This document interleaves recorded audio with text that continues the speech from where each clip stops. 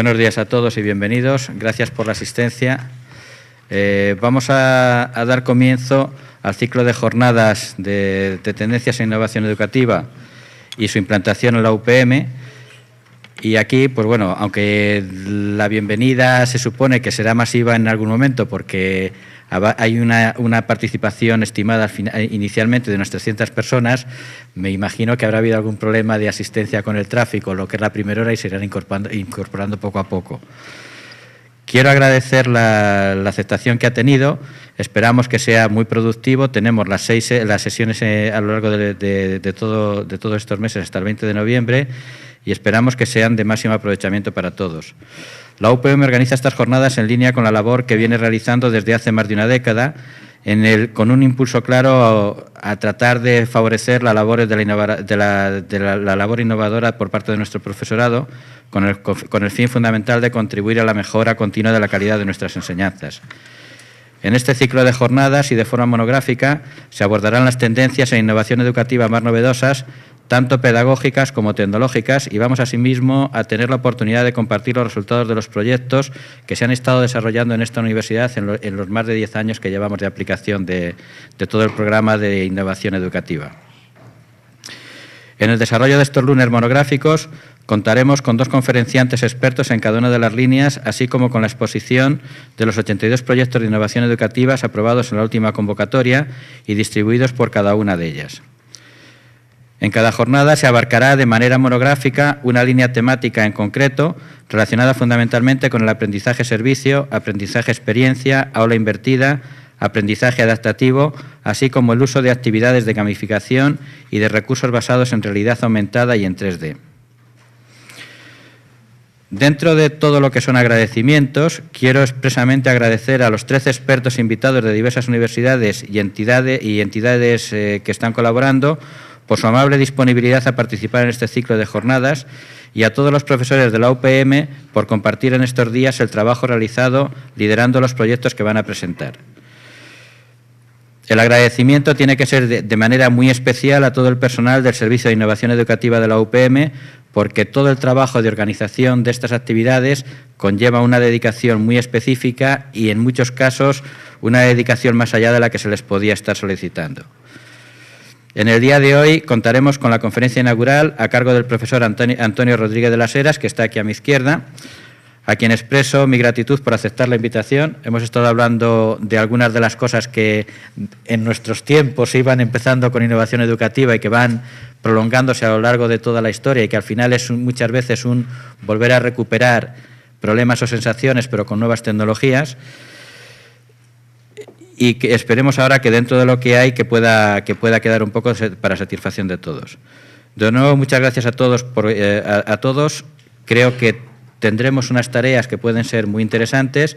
Me estaban comentando que estamos retransmitiendo directamente la sesión, que dentro de la retransmisión hay una serie de indicaciones que son convenientes que se tengan en cuenta, y Juan Manuel, que es el responsable de innovación educativa en la universidad, va a dar alguna pequeña indicación al respecto. Pues nada, simplemente indicaros cuál es el hashtag que está en Twitter, que es la almohadilla IE17, por si lo queréis retransmitir o retuitear. ¿Hay algún sitio donde se pueda ver o alguna cosa que pueda ser útil? No, en principio no tengo casi ninguna información, sino simplemente que estará en la página web. Vale, pues muchas gracias. Bueno, pues así, sin más, vamos a dar paso al profesor Antonio Rodríguez de las Heras, que es catedrático de la Universidad Carlos III de Madrid y director del Instituto Cultura y Tecnología de esa universidad. Ha sido, asimismo, decano de su Facultad de Humanidades, Comunicación y Documentación y director del laboratorio del Centro Educarred de Formación Avanzada, dentro de la Fundación Telefónica, director del Máster en Innovación Educativa, Laboratorio de la Nueva Educación, y sus estudios se centran en los cambios culturales y educativos de las tecnologías de información y comunicación. Es premio Fundesco de ensayo por su libro Navegar por la información, y es autor de numerosos libros, y asimismo actualmente escribe un artículo semanal en El País Retina, bajo el título general de Las alefitas, la vida en digital. Es un placer tenerte aquí, muchísimas gracias, y esperamos que sea muy provechosa la conferencia. Muchas gracias. Utilizo el micro. Sí, es conveniente porque siempre... Sí, porque siempre se nota.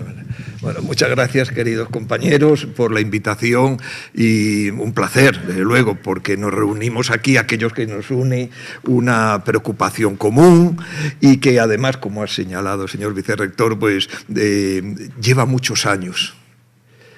Muchas veces me pregunto, bueno, cuando empecé en los años 70 a todos estos temas que ahora nos ocupan, me pregunto cómo veía lo que iba a venir, cómo me imaginaba objetivos. Y por un lado, tengo que reconocer, ni la imaginación más juvenil y entusiasta como la que podía tener yo en esos momentos pudo imaginar cosas que tenemos ahora. Pero también, y ahí está la sensación de contradicción que vivimos todos los que estamos dedicados a estos temas, también hay que añadir a eso que cosas que se planteaban en esos años siguen intactas. Es decir, hay un problema de inercia que hace que esté tan en nuestra preocupación el tema de cómo entender la innovación educativa. Y es que el tema es urgente. El tema es urgente. Yo muchas veces lo comparo a esa mitología que nos proporcionó Superman de su origen, que era el planeta Krypton. Es la sensación que tenemos ahora todos nosotros dedicados a la educación. Es saber que estamos sobre un terreno, sobre un planeta, sobre un mundo que va a desaparecer y que ya hay todos los síntomas de que, como en el mito de Superman, ese planeta es insostenible. Y nos encontramos con la obligación de tener que lanzar a unas nuevas generaciones fuera de este mundo al que ya no pertenecen, pero para lanzarlos a un mundo que no sabemos cuál es. Y ese es el gran reto de la educación y el gran reto de la innovación educativa. Es decir, cómo entender entonces este viaje cuando no conocemos el destino. Esa es una situación a la vez que inquietante, apasionante. Y eso es lo que yo creo que nos ocupa aquí en estas jornadas y en otras muchas que nos planteamos. Fíjense, en un principio, durante estas décadas que estamos recordando, algunos de los compañeros, como el profesor Fidalgo, que está aquí también, que llevamos años pues, reuniéndonos de una manera o de otra para tratar estos temas, realmente los centros, los laboratorios, las personas dedicadas al tema de la educación, nos planteamos ante esta tecnología y este mundo tecnológico, cómo instalar esa tecnología que se veía como aparataje, como utillaje, en el espacio tradicional del aula. Así que nos hemos pasado, desde los políticos a los docentes, nos hemos pasado tiempo dando vueltas cómo hacer esa instalación dentro del aula en su sentido más amplio. Lo interesante es que si eso ha sido durante décadas, ahora podríamos decir que el problema no está en la instalación, es decir, casi diríamos en el mobiliario nuevo del aula, sino en la puerta. Es decir, cómo acoger a unas generaciones que entran afectadas por la tecnología. Yo creo que eso es interesante, el ver la tecnología y el mundo tecnológico actual como afectación del humano.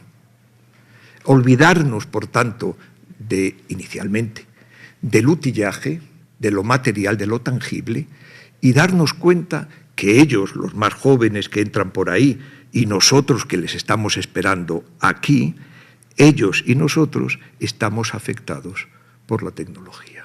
Así que el concepto de afectación es el primero que quería compartir con ustedes. Y ahora la respuesta sería, bueno, o la pregunta que viene a partir de, bueno, ¿y en qué consiste esa afectación? Pues yo lo digo de manera también así bastante rotunda, que pasaré enseguida a explicarles, que es la afectación en cuanto que somos, y son, los de esa puerta que entran, somos seres protéticos. Es decir, la tecnología a nosotros nos afecta porque se nos adhiere como prótesis. Y si se adhiere como prótesis, produce unos efectos en nuestras funciones naturales. Y como voy a intentar ahora explicar, nos afecta fundamentalmente en la percepción y uso del tiempo y del espacio. Y eso trae consecuencias a todos los niveles y, como no, tiempo y espacio en el aula. Y ahí es donde está la innovación educativa.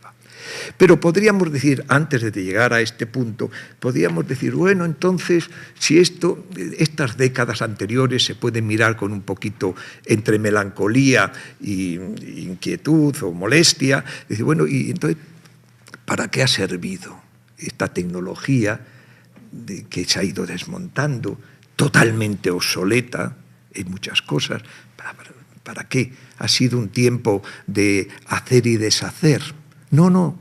La tecnología ya ha tenido una aportación extraordinaria para la innovación educativa. Y es la que yo me gusta decir, que la tecnología como gramófono con discos de pizarra. Es decir, si nosotros tenemos ahora un gramófono con discos de pizarra e instalamos en ese gramófono, en vez de la salida de la bocina, unos altavoces de alta calidad digital, ¿qué resulta? Pues resulta que es insoportable el sonido que sale. Por tanto, agrava las carencias que tiene el disco de pizarra. Bueno, pues eso es lo que ha hecho la tecnología hasta ahora. Es esos altavoces de altísima calidad, pero los discos son de pizarra. Es decir, la tecnología hasta ahora como reveladora de las grandes carencias educativas que tenemos. Por tanto, ya ha cumplido una función extraordinaria, la de la revelación, la de mostrar que con este sistema educativo en cualquier escala, desde la primaria o infantil hasta los másteres, no funciona. Claro, ¿qué nos pasa en esta analogía del gramófono? Que como sigas empeñándote en perfeccionar la salida, los altavoces, seguirá agravándose el problema. Habrá un momento que decir, vamos a cambiar los discos de pizarra.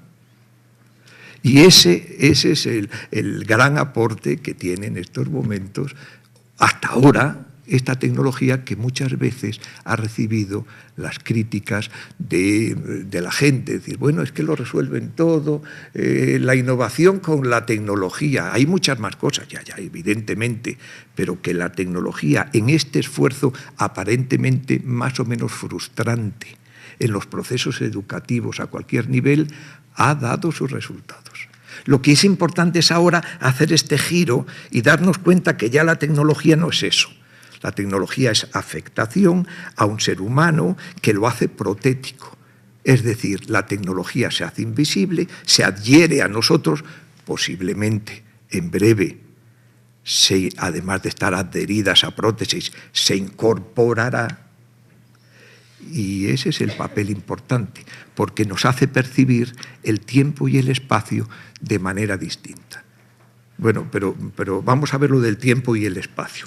Para eso vamos a recurrir, como tantas veces nos ayudan, los poetas, los que aparentemente pueden estar alejados de la tecnología, pero nos ayudan muchísimo porque nos aportan metáforas que necesitamos para explicar cosas de difícil visualización, de difícil imaginación. Y así, si Jorge Luis Borges nos va a proporcionar algo para explicar por qué esa tecnología como afectación. Y es que, fíjense, muchas veces cuando hablamos de la red, en general, del fenómeno reticular de la tecnología, lo vemos eso, como una malla que le damos la categoría de planetaria, extensiva, cada vez más densa, pero eso es cómo se construye el esqueleto. Pero el fenómeno no es ese, no es el del fenómeno reticular. El fenómeno es el de una fenomenal contracción. La red es una contracción, no una dilatación. Es una contracción para la que explicar eso nos viene muy bien al poeta. Borges nos habla del Aleph. Y es que eso es la red. Cuando lo escribió en los años 40 parece, o 60, ya no me acuerdo, pues fue una magnífica metáfora de lo que es la red, una impresionante contracción que Borges nos lo explica, como muchos de ustedes si han leído ese relato lo recordarán, y si no yo ahora mismo les doy unas pinceladas, ese fenómeno que vive él en el sótano de la casa de un amigo, en el que baja al sótano a oscuras, se sitúa en una determinada posición en el suelo y mirando el 19º escalón, empezando por abajo, ve una esfera tornasolada en la que en esa esfera todo se ve sin distancia y sin demora. Ese fenómeno poético del Aleph, pues eso es la red. La red es un espacio sin lugares, por tanto sin distancias y en consecuencia sin demoras. Por tanto nos afecta de pleno a aquellos que llevamos con la prótesis adherida a nosotros este fenómeno físico, aunque tenga su origen artificial, que nos hace percibir los tiempos y los espacios de manera distinta. ¿Cómo no nos va a afectar eso al espacio del aula y a los tiempos de la educación? Si es que eso cae por su propio peso, ¿cómo no nos va a afectar? Observen que todos los procesos educativos se han basado en, precisamente, que había que vencer un espacio entendido como distancia y unos tiempos como un gasto de tiempo o un empleo de ese tiempo. Así que todo lo que, y no solo el aula, nuestras actividades diarias, se basan en el transporte. Y en consecuencia, si todo se basa en el transporte, tiene que haber una logística de ese transporte. Así que, fíjense lo que estamos viviendo en este momento. Estamos aquí previo ejercicio de un transporte en el que lo que se ha transportado somos nosotros. Hemos tenido que vencer la distancia para alcanzar este lugar, y estamos hablando de un espacio sin lugares, pero esto es un lugar y nos ha supuesto venir de nuestros respectivos lugares en un transporte que supone gasto de tiempo, gasto de energía, etcétera, y de dinero en algunas ocasiones, casi siempre. Por tanto, tiene que funcionar con la logística. ¿Cómo no va a funcionar? ¿Cómo vamos a hacer un transporte en la vida desde el Paleolítico? ¿Cómo vamos a hacer un transporte sin compensación de ese esfuerzo?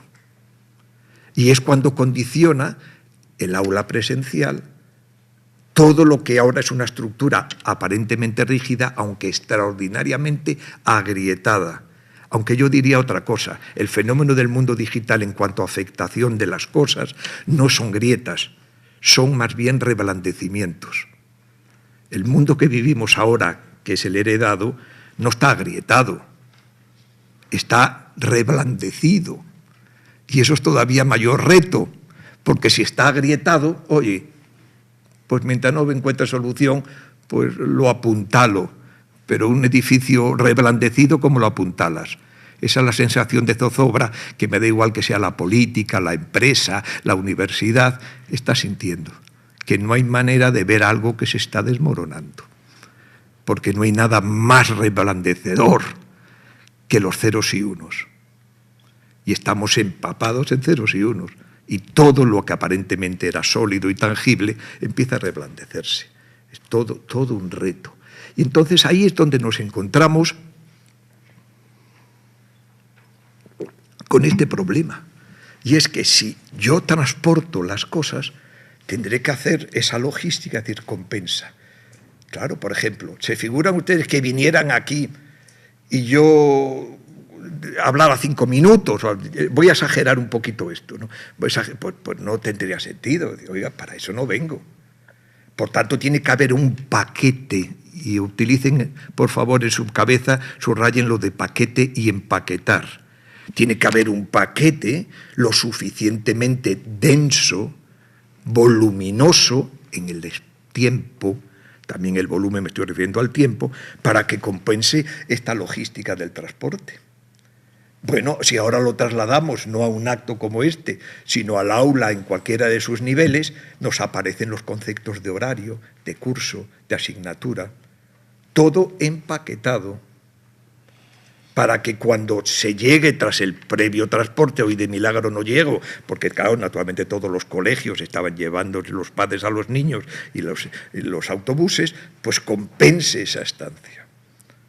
Así que nos encontramos que eso no va a quedar afectado también por los que entran, que tienen otra percepción de cómo alcanzar las cosas, que se llama presencia. ¿Cómo no va a afectar? Y es cuando estamos viendo este mundo, vamos a llamarlo hacker, es decir, ese mundo en el que va a funcionar si trabajamos en una granularidad inferior al que tenemos ahora. Es decir, esa idea de que no puedes entregar todo empaquetado. ¿Cuánto tiempo vamos a aceptar los protéticos? ¿Cuánto tiempo vamos a aceptar que se nos ofrezcan productos, en este caso son los educativos, empaquetados? ¿Se dan cuenta que eso no va a funcionar? Es decir, que tú recibas un paquete, eso sí, con papel satinado y un lazo, pero te dan el paquete y tú lo abres, lo desmontas, previo pago, sin saber lo que lleva dentro. Solamente son los brillos del papel satinado. Lo abras y te encuentres con algo que te puede agradar o, por el contrario, algo que te desilusione. Eso que antes se tenía que aceptar porque no había más remedio, nos transportábamos de un punto a otro, teníamos esa percepción del tiempo y el espacio, pues bueno, lo aceptábamos. ¿Se va a ir aceptando eso? ¿Se va a ir aceptando las unidades de tiempo y espacio sobre los que se levanta el edificio educativo a esas personas que están entrando, como digo, afectadas? No. Ellos dirán, no me des cajas empaquetadas, dame, por favor, un buen montón de piezas de Lego. Dame piezas de Lego. Ya sé que no son tan bonitas como una caja con lazo, pero dame piezas que yo ya montaré con esas piezas mi composición. Y eso es todo un reto de cómo pueden funcionar los lugares y los tiempos, ya no solo en la educación, sino también en muchísimos otros lugares que no tienen por qué pertenecer a la educación, y sí a la producción empresarial o a la cultural o lo que sea. Eso es un punto que me parece importantísimo. Pero también ven ustedes que es lo mismo. Si nosotros ahora lo que transportamos no son personas a un lugar, sino los contenidos de ese lugar, es decir, lo que sucede en ese lugar, en vez se transporta a otros lugares, tendríamos la educación a distancia, que es una revolución evidentemente de la contemporaneidad. ¿Cómo no? ¿Cómo se va a negar que ha producido unos efectos educativos y culturales indiscutibles? Pero está basada en eso, en que yo tendré que transportar unos paquetes que va desde el libro a una emisión televisiva o radiofónica o una casete o lo que sea, tengo que trasladarla a los lugares, distribuirla. En vez de concentración, distribución. Pero así funciona. Y así nos ha funcionado. Pero la llamada educación en red, que no es simplemente Internet, sino esa educación que se adapta a estos seres protéticos, ¿cómo va a funcionar? Y es ahí donde viene el reto inmenso. Ahí está Krypton, que hablaba antes. Es decir, esto no es sostenible. Tenemos que imaginar cómo salir de esta. Y tampoco tenemos que desmoralizarnos por las décadas que estamos esperando, porque, claro, todo tiene que coincidir. Maduración de muchas cosas, etcétera. No, eso no tiene por qué sentirnos frustrados, ni muchísimo menos. Y esa es la idea. ¿cómo entender entonces? ¿Cuál es entonces uno de los retos que es el que quiero compartir con ustedes? ¿Cuál es entonces un reto? Pues vamos a ver, si el fenómeno que nos está afectando consciente y las más de las veces inconscientemente, es porque estamos realizando cada vez más actividades nuestras en un espacio sin lugares, ¿verdad? En ese Aleph borgiano, que sería el Aleph tecnológico o digital al que me estoy refiriendo. Pues bien, ¿cómo entonces algo sin lugares se le da lugar? Es que hay que darle lugar. Lo estamos haciendo continuamente. A ver qué hacemos los seres espirituales que somos. Tenemos un mundo intangible, ubicuo, que es los mundos que podríamos decir según culturas del más allá, pero no hay una sola cultura que a ese más allá no se le dé lugar. ¿Conocen alguna cultura que no tenga lugares para aquello que no tiene lugar? Todas tienen unos lugares. ¿Por qué? Nuestra lengua lo dice estupendamente. No todas las lenguas encuentras una expresión tan clara, ¿no? Es que las cosas tengan lugar. ¿Se dan cuenta? Cuando decimos que algo tenga lugar o dar lugar a, queremos decir que se materialice en nuestro espacio de presencia. Y ese es el debate ahora que tenemos más o menos expresado, que es cómo encajar un fenómeno que es el espacio sin lugares en un lugar. Porque ¿quién de ustedes dice que no está en un lugar? Aun la mayor de las ensoñaciones que pueda arrebatarles a ustedes, los tiene con los pies en el suelo. Por tanto, hay que introducir ese fenómeno de los sin lugares en un lugar. Y está trayendo unas perturbaciones inmensas, desde colegios que prohíben los móviles o cualquier otra cosa, porque en efecto es la materialización, no es la materialización de que está ahí un espacio sin lugares y perturba al lugar tradicional, hasta obras de teatros, museos, sucursales de banco, todo se altera. Hay que buscar cómo encajar esas dos cosas. Y eso es lo que ahora nos está trayendo serios problemas. ¿Por qué? Porque, observen, al ser dos cosas que no sabemos aún bien cómo tratarlas juntas, observen que lo que se produce las más de las veces es lo normal cuando hay dos cosas que por el motivo que sea no encajan. Es que una interfiere sobre la otra. Cuando hay dos cosas que no se amoldan, una está perturbando a la otra o viceversa, o las dos están perturbando porque algo no encaja. ¿No les parece que lo tenemos bien claro en nuestra vida diaria? ¿Se dan cuenta? Y no es solo reducir eso, que esto es el ejemplo más claro de una maravilla de la miniaturización en 70 años. No creo que haya habido evoluciones tecnológicas de una potencia de la miniaturización, es decir, mayores prestaciones en menos volumen, que esto. Es una de las manifestaciones de esa prótesis a la que de la que me estoy refiriendo. Pero, claro, esto no se dan cuenta que es el elemento más claro de perturbación de esos dos espacios. Como este es un espacio sin lugares, lo llevamos nosotros con nosotros. Pero nosotros estamos en lugares. Y esto que es tan pequeñito, ¿se dan cuenta qué tirano es? Precisamente porque algo no encaja.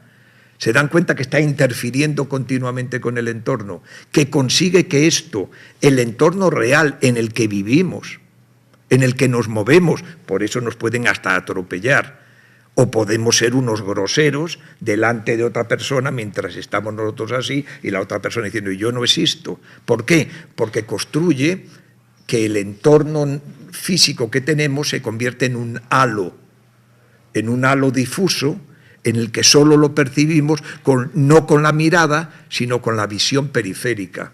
Es decir, prácticamente lo nublamos. Ese es el grandísimo ejemplo que tenemos todos, no sería solo ese, de este choque de un fenómeno que no tiene lugares con un fenómeno de siempre físico que es el lugar. Y se produce esa tensión constante. Entonces, esto interfiere extraordinariamente con nuestro entorno. Y claro, la explicación va desde niños a la cartera en los móviles, o ya en la universidad, lo mal que te sienta, a lo mejor pues alguien hasta con esto, porque te das cuenta que esto no es un cuaderno abierto, ni un libro maravilloso. No nos podemos engañar. Y como eso no es, estás viendo algo no encaja. Estoy hablando como siempre para unas personas que ya no son las mismas. Y en este caso materializo esa diferencia incluso con algo tan material como puede ser esto. Esto no funciona. Y entonces es cuando nos encontramos cómo podríamos resolver esto y su aplicación sobre el reto de la innovación educativa. Como, bueno, pues fíjense, si esto me interfiere, ¿cómo podría yo resolver esto? Bueno, pues vamos a ver. Una posible solución, ¿no?, que está es, fíjense que ustedes ahora tenemos en esta estructura comunicativa algo muy frecuente en el aula, muy frecuente en los procesos educativos, que es estar frente a. Frente a. Eso no solamente es por necesidades comunicativas, sino que el frente a es una relación de poder. Por tanto, si tú estás mirando a uno que habla, esa persona tiene superioridad sobre ti. Bueno, pues fíjense que una posible solución sería que yo me bajara y me pusiera a su lado y les hablara. Pero ¿se dan cuenta ustedes que esa posición, además de romper las estructuras de poder, supone una proximidad, que es, por ejemplo, la del maestro que baja de la tarima y se pone al lado del alumno, detrás, hablándole o indicándole algo de su cuaderno? Una proximidad y una personalización muy intensa. O dicho de otra manera, ¿y si una de las salidas, una de las tres que vamos a ver de esta poderosísima miniaturización, es la recuperación, como tantas cosas, antes estaba hablando con el vicerrector sobre este tema, de la recuperación de cosas que considerábamos perdidas? Porque tenemos una forma muy simple y lineal de la evolución. Creemos que la evolución es una línea recta en la que con los segmentos, cuando estoy en este segmento B, he dejado el segmento A, no hay vuelta. No, la evolución, tanto la natural como la tecnológica, es amasamiento, no linealidad. Se amasan, de manera que las cosas que tú crees que desaparecen están dentro. Y a una vuelta de masa afloran, pero reinterpretadas. Si nos detuviéramos, que no es el caso, en ver la cantidad de cosas que considerábamos, por ejemplo, perdidas por la llegada de la revolución industrial y cómo se están reinterpretando de nuevo. Pues bien, una de ellas, desde el punto de vista cultural, es la oralidad. La oralidad, que fruto de nuestra cultura escrita, quedó como cultura oral una cultura inferior o marginal, o complementaria de la escrita, pues ahora está, bueno, ya vemos en la propia educación, ¿no?, el peso del examen escrito, el peso de la escritura, eso, aún recuerdo, abro un paréntesis, luego espero que no se me vaya lo que estaba diciendo, pero me acuerdo de un catedrático que tuve hace años, que estábamos un día, para decirlo del peso de la cultura escrita, ¿no?, estaba hablando, y nosotros, como no, tomando apuntes. La palabra había que transformarla en escritura. Y de pronto oímos decirle al catedrático: señorita, deje de mirar, escriba y atiéndame. Es decir, la idea de que atendías y escribías, no si escuchabas. Bueno, pues esto es, el tema de la oralidad ahora se está recuperando de una manera espectacular.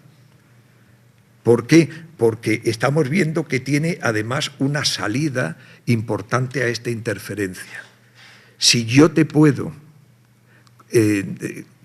exponer, ya no con una interfaz gráfica, ya no con una pantalla, lo que quiero decirte y tú preguntarme, es decir, los asistentes de voz, que se tratará naturalmente desde hoy en las jornadas, eso te está planteando unas posibilidades inmensas, porque es que ese mundo digital va a tener lugar, ese mundo sin lugares va a tener o le vamos a dar lugar junto a nosotros, no frente a nosotros.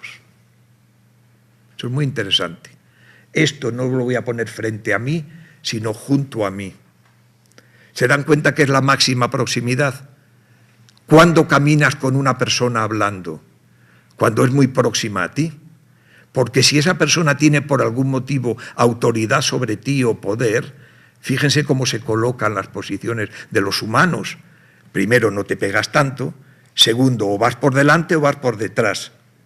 Y desde luego, de vez en cuando la estás mirando como consideración. No se te ocurre cómo caminas con una persona a tu lado sin mirarla mientras las escuchas.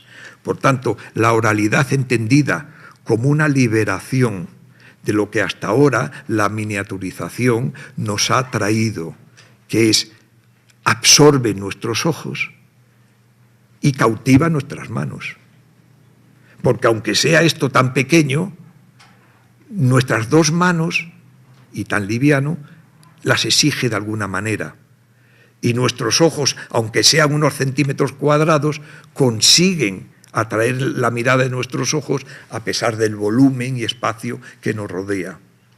Por tanto, si nosotros conseguimos que a través de los asistentes de voz, de los chatbots, de como queramos ahora darles los nombres, pero que es que la interfaz, es decir, la forma de relacionarte va a ser de palabra y el retorno también de palabra en sus buenas partes, pues nos vamos a encontrar con que el entorno se despeja, le acabas de dar lugar. Si la tengo delante, no le estoy dando lugar, y si le doy lugar es a costa de. Pero si viene conmigo, si la tengo en conexión contigua conmigo y puedo estar continuamente recibiendo lo que yo quiero solicitar de este mundo digital, estamos entonces en una relación muchísimo más despejada del entorno. Así que fíjense, por ejemplo, que esto en educación casi, mire, le voy a abrir un paréntesis largo sobre este tema, porque me parece que nos ayuda a lo que estamos aquí reunidos. Mire, hablábamos hace un rato de empezar ¿cuántos años hará? 20 años, ¿no, Ángel? Las primeras videoconferencias, o 30, por lo menos. Y empezábamos así. Es decir, abro este paréntesis, porque no quisiera también que fuera una conferencia, ¿no? Porque entonces me estoy contradiciendo yo a mí mismo, ¿no?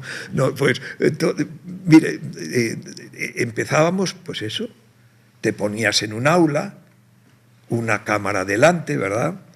Y empezabas a hablar igual que en el aula. Yo recuerdo en la Carlos III, en esta asociación que tuvimos tuvimos de universidades de Madrid, ¿no?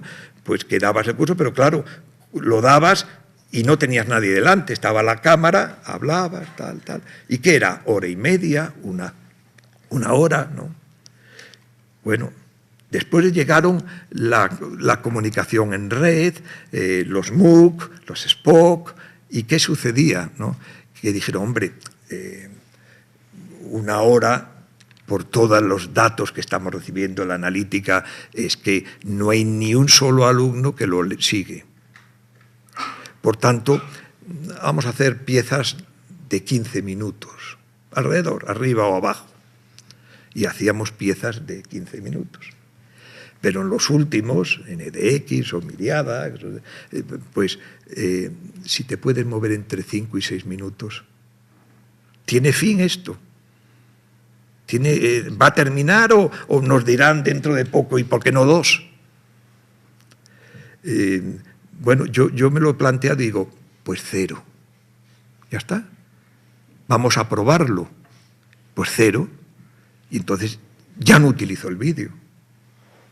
Más que algunas piezas de vídeo introductorias. Es decir, oye, vamos a ver, me voy a poner al lado del alumno y le voy a hablar casi paseando. De manera que mis cursos son ahora peripatéticos. El nuevo de Miriadax, que empieza ahora, 14 de noviembre, pues muevo al alumno que haga o bien los ratos de paseo, me escuche. Luego viene toda una metodología de cómo hablar, porque eso no es una radio, eso es distinto, pero no es cuestión de entrar ahora, pero pasear conmigo. Y si es una persona próxima, ya digo que no le estoy mirando, pasea y le animo a eso. En otros momentos, si le apetece, en casa, pero con algo extraordinario de recuperar.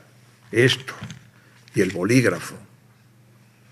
Y escuchando como si yo estuviera aquí detrás, y él tomando y visualizando las cosas. ¿Por qué no?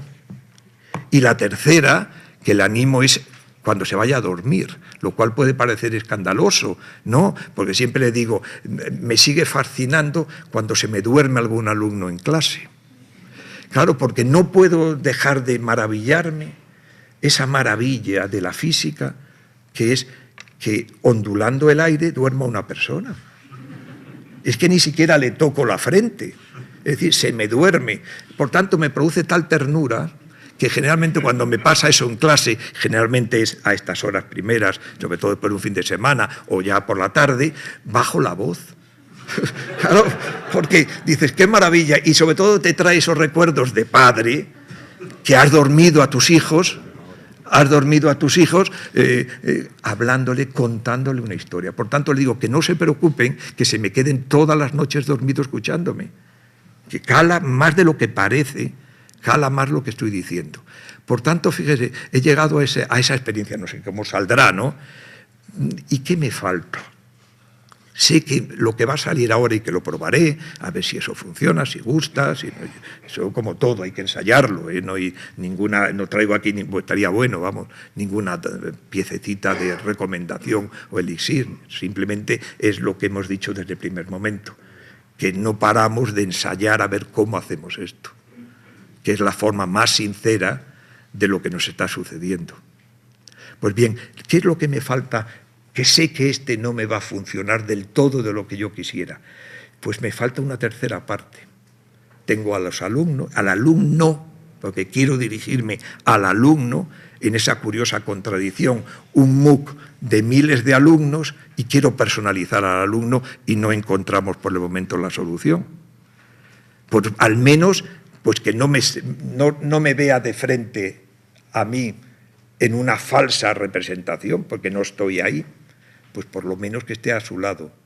Pero ¿qué es lo que me falta? La tercera parte, el mentor.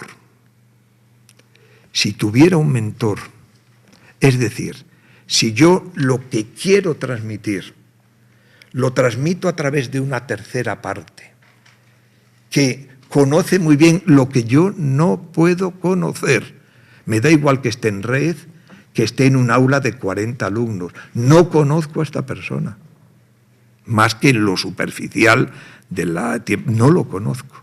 Y si hubiera ese mentor a mi lado, que lo conoce muy bien porque no se separa de él, y le va dosificando, dirigiendo, respondiendo, ya saben por dónde voy, estamos dentro de un rato empieza. O sea, ¿qué puede ser? Y si esa relación es, retomando lo dicho antes, oralidad, oral, ¿qué riqueza puede tener eso? ¿Qué posibilidades? Pues es lo que yo creo que sería para mí el sueño perfecto. Una tríada en la que la relación normal entre, vamos a llamar, maestro y discípulo, se añadiera un mentor. Y entonces se salvaba la cuadratura del círculo. Es decir, cursos numerosos, como pueden ser los de en red o en cualquier espacio físico, y sin embargo personalizados. Lo van a tratar dentro de un ratito.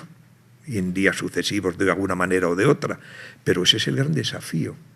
Ese es para mí la clave de entender, igual que si fuera ahora, no es el momento tampoco, pero es lo mismo que el planteamiento de la literatura, es decir, recuperar de nuevo lo que ha sido prácticamente siempre la lectura, que ha sido para escucharla, para escuchar los textos.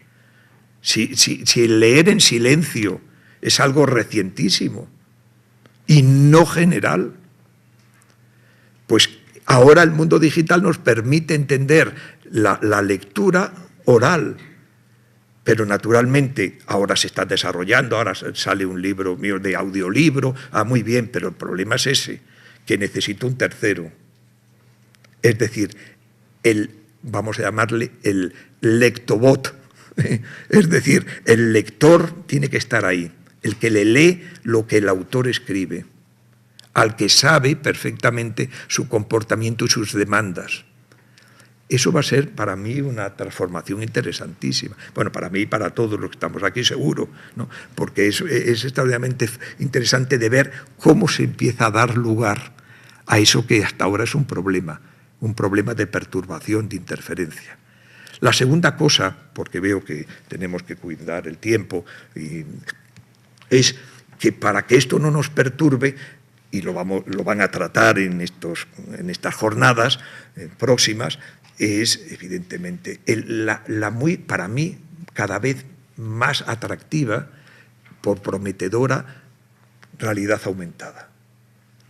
A mí me parece que eso promete, y aquí hay personas muy entendidas sobre esto, permítame que hable así con esa contundencia cuando hay gente muy valiosa aquí que lo sabe, va a traer cosas muy interesantes. ¿Por qué? Porque es que ese espacio sin lugares, ese mundo virtual, le das lugar entre tus objetos. Esa es la fuerza y la explicación de por qué se dice realidad aumentada. Es que entre esto que es un objeto tuyo y esto, introduzco algo que no tenía lugar y que se lo doy. Por tanto, no anulo ninguno de los objetos de mi lugar, que esa es la perturbación. Están todos ellos, pero entre ellos está aquello que hasta ahora no tenía lugar. Y la realidad aumentada me parece prometedora extraordinariamente. Tiene un larguísimo recorrido, que aún hay que explorarlo, pero me parece que es otra de las soluciones para que esto no quede difuso o desaparezca. Y si quieres desaparecer, tienes la tercera, el arrobamiento. Eso es también muy humano. ¿Qué cultura no tiene formas místicas de arrobamiento, es decir, de perder la percepción del entorno? Pues claro, como que no.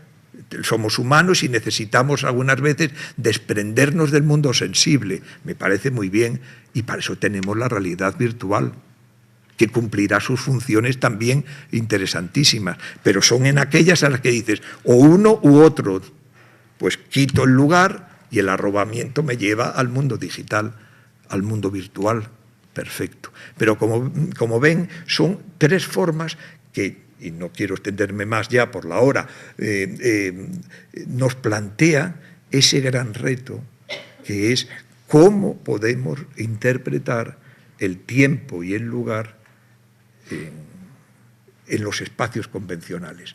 Desde luego, sería muy optimista pensar que los lugares actuales, y no piensen solo en las aulas y en los campus, sino en los museos, en las salas de conferencia, en las agencias, de lo que sea, todo está afectado, alterado. Y habrá muchos que se adaptarán no solo en su arquitectura, sino en sus funciones, para esto que estamos hablando, y otros, como estamos viendo, desaparecerán. No se podrán sostener.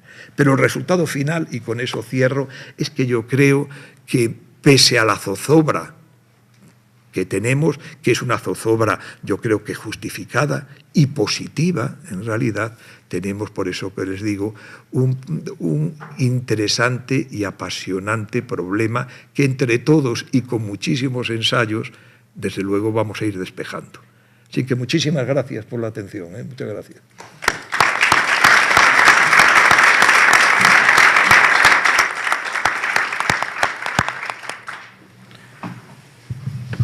Bien, muchas gracias, ha sido muy ilustrativa. Si hay alguien que quiera hacer alguna pregunta, alguna pequeña intervención, aprovechamos que le tenemos aquí ahora disponible y con ganas de seguir hablando. ¿Les pasamos el micrófono? Sí, ¿hay micrófonos? Lleva este, sí.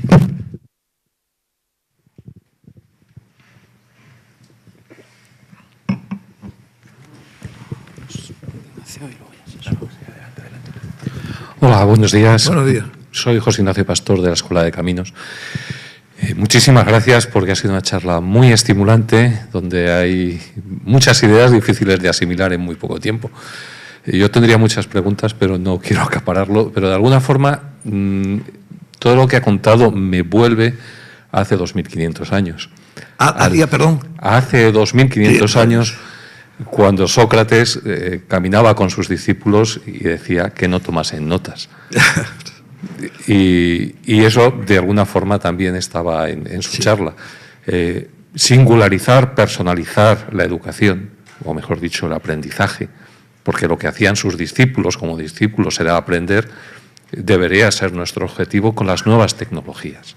Exacto. El problema es que ellas viajan a una velocidad muy superior a nosotros o a la capacidad de materializar eso que tenemos. Claro. Porque las aulas ciertamente son difíciles de cambiar. Este mismo Paraninfo ya uno no puede colocar un ordenador para ir tomando notas mientras el ponente habla.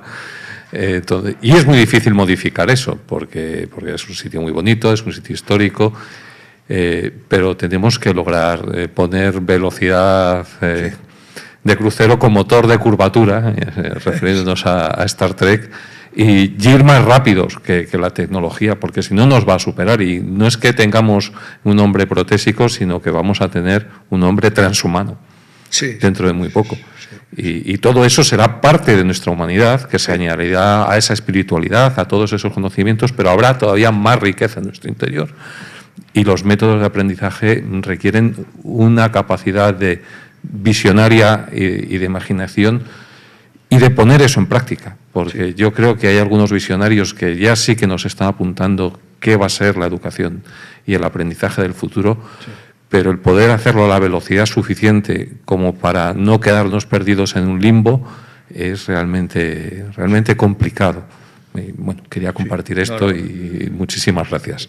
Muchísimas gracias. No, de luego. Lo dialógico, desde luego, es muy interesante que lo planteemos, que está siempre ahí pendiente, pero replantearlo ahora. Lo dialógico, que una vez más nos da la razón con lo que decíamos, algo que parecía que eso quedaba limitado pues a aquellos momentos en que el discípulo y el maestro caminaban juntos, porque eran 4 privilegiados aquellos que podían dedicarse. Curiosamente, en esta sociedad y en cosas como lo masivo, que es otro fenómeno muy interesante, que no es de masas, lo masivo que trae el mundo digital, curiosamente puede acoger la personalización que permite el diálogo.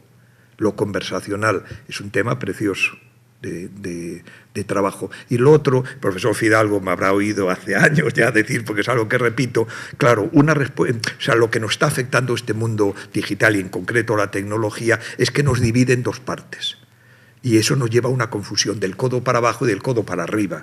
Es decir, del codo para abajo nos está pidiendo continuamente destrezas.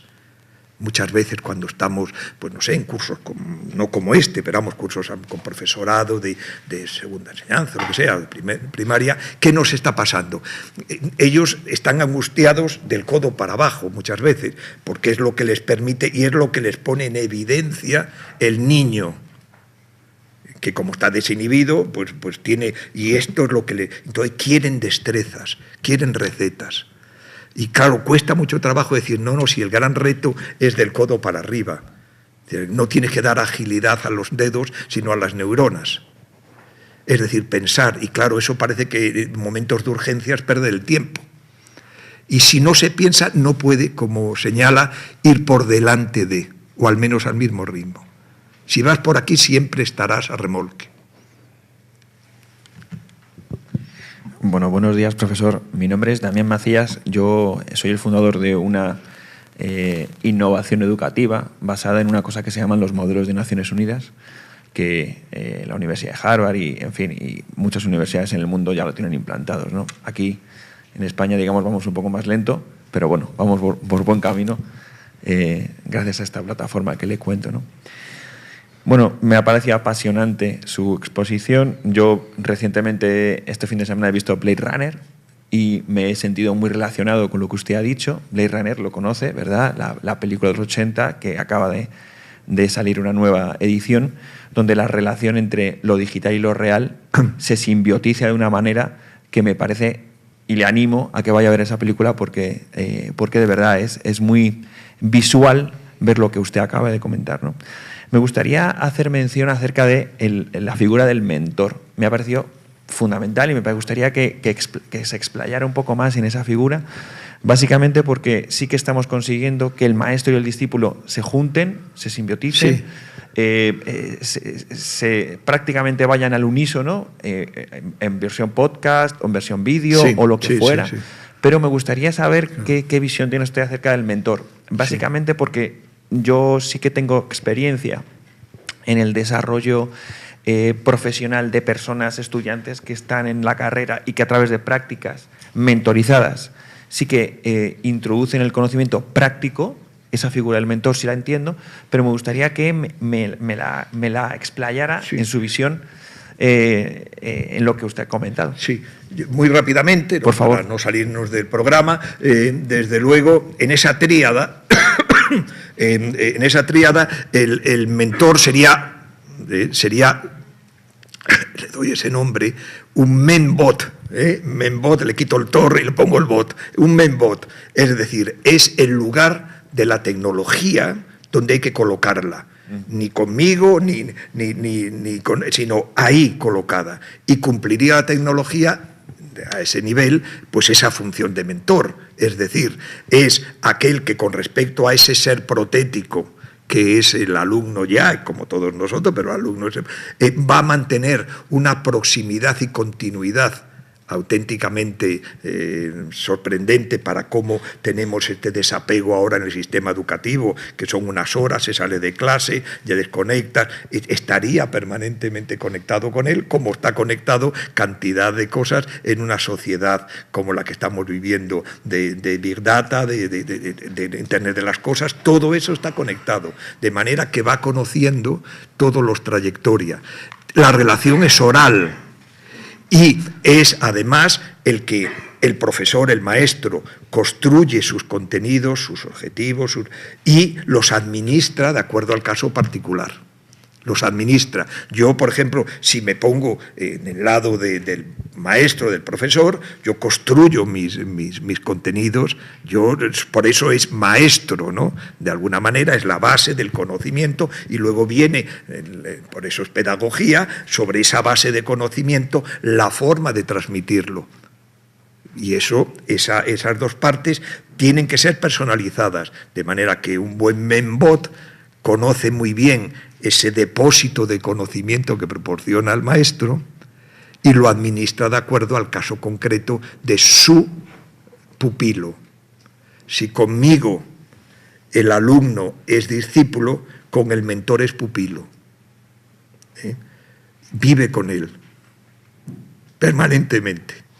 Entonces esa relación de pupilo y de discípulo explica un poquito, y el mentor respecto a mí sería pues parecido a los lectores de las universidades antiguas, ¿no? Vamos, medievales, ¿no? La doctrina estaba ahí y leían a sus alumnos, eso, pues sería algo parecido. Un lectobot también sería, esa es la idea. Gracias. ¿Alguna pregunta más? Bueno, pues si no hay ninguna pregunta más, agradecer mucho la conferencia, ha sido muy interesante y bueno, desear a todos que sea provechoso estos días, continuamos con la sesión y bueno, declaramos formalmente inauguradas las jornadas y gracias a todos por haber asistido. Y me permito solamente excusarme porque me gustaría quedar toda la mañana, pero lo de siempre, tengo en un lugar que es el campus de la Carlos III clase. Así que hasta las 11 podré estar con ustedes, pero luego saldré porque no puedo, por el momento la ubicuidad, aunque me llamo Antonio, no soy San Antonio, por tanto no puedo estar en dos lados. Muy bien.